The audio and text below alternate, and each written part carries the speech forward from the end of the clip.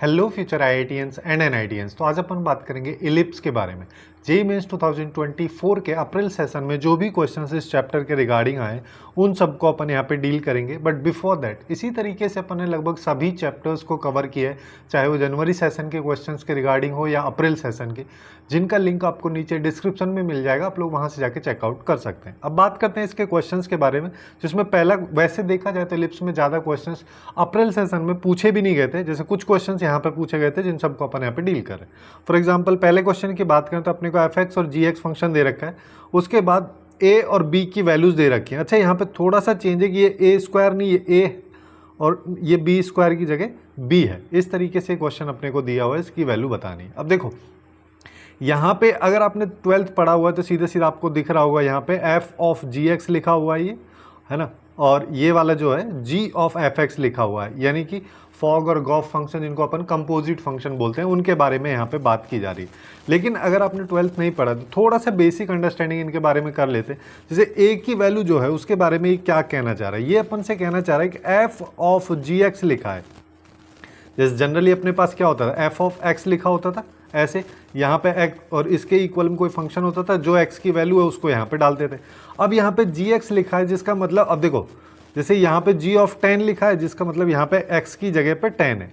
तो पहले अपन एकदम बेसिक सिंपलेस्ट अप्रोच से चल रहे हैं। सिंपलेस्ट अप्रोच ये जी 10 की वैल्यू पहले मैं निकाल लेता हूँ। ठीक है, जी 10 की वैल्यू मैं कहाँ से निकाल सकता हूँ, इस फंक्शन की हेल्प से। इस फंक्शन की हेल्प से जी 10 की वैल्यू क्या आ जाएगी, एक्स की जगह 10 डाला तो ऊपर 10 आएगा, नीचे 1 आएगा। 10 माइनस 9 करेगा तो 1 आएगा, यहाँ पे 10 आ जाएगा। तो अल्टीमेटली अपन इस फंक्शन को लिख सकते हैं एफ ऑफ 10। अब क्या हो जाएगा, है ना, अपन इसको उस अप्रोच से कर रहे हैं कि 11th के बेसिस पर अगर इस क्वेश्चन सॉल्व किया जाए तो कैसे करेंगे, है ना। तो यहाँ पे एफ ऑफ 10 की वैल्यू में क्या हो जाएगा, 10 का स्क्वायर प्लस 9, जिसका मतलब ये हो गया 109। ये ए की वैल्यू आ गई है।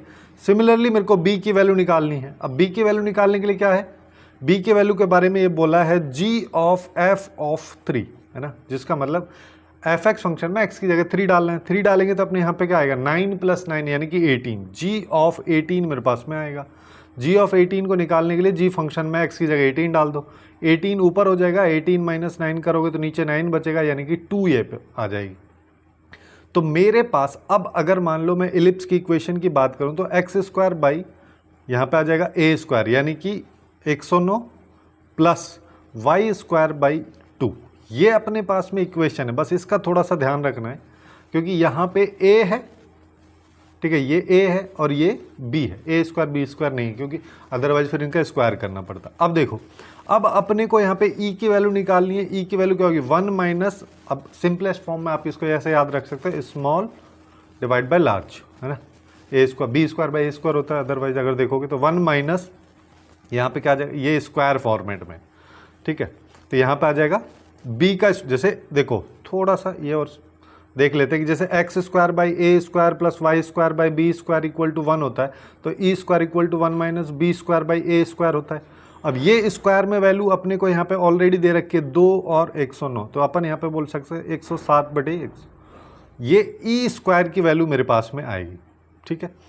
अब दूसरा चीज़ मेरे को क्या चाहिए, दूसरा चीज़ अपने को यहाँ पे चाहिए एल स्क्वायर की वैल्यू। एल क्या है, एल यहाँ पे है लेटस रेक्टम, ठीक है। लेटस रेक्टम इलिप्स का क्या होता है, 2b स्क्वायर बाई ए होता है, ठीक है, ये एल की वैल्यू है। लेकिन एल स्क्वायर की बात करोगे तो ये हो जाएगा 4b की पावर 4 बाई ए स्क्वायर। अब इसको अपन ऐसे लिख देते हैं 4b square into B square by A square, है ना। अब इसकी वैल्यू निकाल लो। देखो यहाँ पे देखोगे तो यहाँ पे अपने पास ए की वैल्यू कितनी आ रही, 109, ए स्क्वायर की वैल्यू, और बी स्क्वायर की वैल्यू जो है वो है 2। बस इसी को सिंप्लीफाई करना है।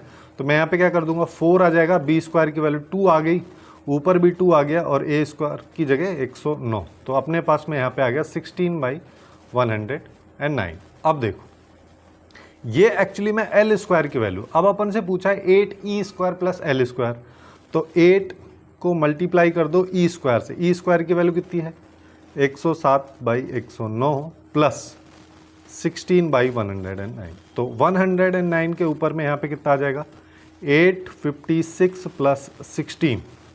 इसको सिंप्लीफाई करेंगे तो ये हो जाएगा 872 बाई दिस, और ये सीधा सीधा 8 हो जाएगा। चलो है ना। तो यहाँ पे इस क्वेश्चन का करेक्ट आंसर अपने पास में 8 निकल के आएगा। काफ़ी सिंपल क्वेश्चन है, कोई ज़्यादा कॉम्प्लिकेशन यहाँ पे नहीं है। इसी तरीके का एक और क्वेश्चन पूछा गया था, देखो यहाँ पे इलिप्स से रिलेटेड, जिसमें अब ज़्यादातर इसमें पूरा पूरा इलिप्स का यूज़ नहीं है। देखो यहाँ पे स्ट्रेट लाइन भी है, सर्किल का इक्वेशन भी यहाँ पे दे रखा है और इलिप्स का यूज़ भी है। अब इस क्वेश्चन को पहले थोड़ा समझ लेते हैं, देखने में काफ़ी ज़्यादा लेंथी लग रहा है ना। तो यहाँ पे देखो सबसे पहले अपने पास क्या बोला, अपने पास में एक लाइन है ये जिसमें K पॉजिटिव है, जिसका मतलब ये लाइन कैसी हो गई, ये हो गई इस तरीके की लाइन, ठीक है, जो 2 पॉइंट्स पे इंटरसेप्ट कर रही है। इसको ये एक्स एक्सिस और वाई एक्सिस जो इंटरसेप्ट है उनको A और B इसने बोल भी दिया है ना। और इनके कोऑर्डिनेट भी हम निकाल सकते हैं। कोऑर्डिनेट कैसे निकालेंगे, A पॉइंट को निकालने के लिए y को 0 कर दो, y को 0 किया तो मेरे पास यहाँ पे k/2, 0 आ जाएगा। ऐसे ही यहाँ पे x को 0 किया तो k0, k/3, ये दोनों पॉइंट्स के कोऑर्डिनेट आ गए। अब क्वेश्चन में क्या कह रहा है कि हमारे पास एक सर्किल की इक्वेशन है, ये सर्किल की इक्वेशन है, और ये जो है इस सर्किल में एक्चुअली में ए बी जो लाइन सेगमेंट अपना बन रहा है, ये इस सर्किल के लिए डायमीटर का काम कर रहा है, ठीक है। और इस सर्किल को देखोगे तो ओरिजिन से पास भी हो रहा है, तो कुछ इस तरीके का यहाँ पे एक रफ सर्किल बनाओगे तो ऐसा बनेगा, जिसका मिड पॉइंट सी है ना। क्योंकि देखो ए बी इसका डायमीटर है तो मिड पॉइंट इसका सी मान लेते हैं, जो सर्किल का सेंटर होगा। और ये सर्किल का सेंटर जो है यहाँ पे ए बी लाइन सेगमेंट के हिसाब से क्या निकल के आएगा, 0 + k/2, ए और बी का मिड पॉइंट आएगा, ठीक है। k/2 + 0 / 2 करेंगे तो यहाँ पे आएगा k/4 और यहाँ पे आ जाएगा k/6, ये इसका पॉइंट आ गया, ठीक है। अब इसी पॉइंट को सर्किल की इक्वेशन से भी हम निकाल सकते हैं। सर्किल की इक्वेशन में -g, -f ये सर्किल का सेंटर होता है, जहाँ पे x के साथ जो वैल्यू होती है वो 2gx फॉर्मेट में होती है, जो -3 के बराबर है। g की वैल्यू -3/2 आ जाएगी, तो -g की वैल्यू अपने पास में 3/2 आ जाएगी। सिमिलरली 2fy = ये होगा -2, है ना। तो 2f = -2 हो जाएगा, f की वैल्यू -1 और -f की वैल्यू 1। तो अपने पास में ये जो सेंटर है 3/2, 1 आ रहा है। यहाँ से अपन एक्चुअली में क्या कर सकते हैं, सीधा सीधा मैं बोल सकता हूँ, देखो ये पॉइंट और ये पॉइंट अगर दोनों बराबर है तो इनके x की वैल्यू और y की वैल्यू बराबर होनी चाहिए, जिसका मतलब k/6 = 1 होना चाहिए, मतलब k की वैल्यू होनी चाहिए 6। ये अपने पास में आउटपुट आएगा।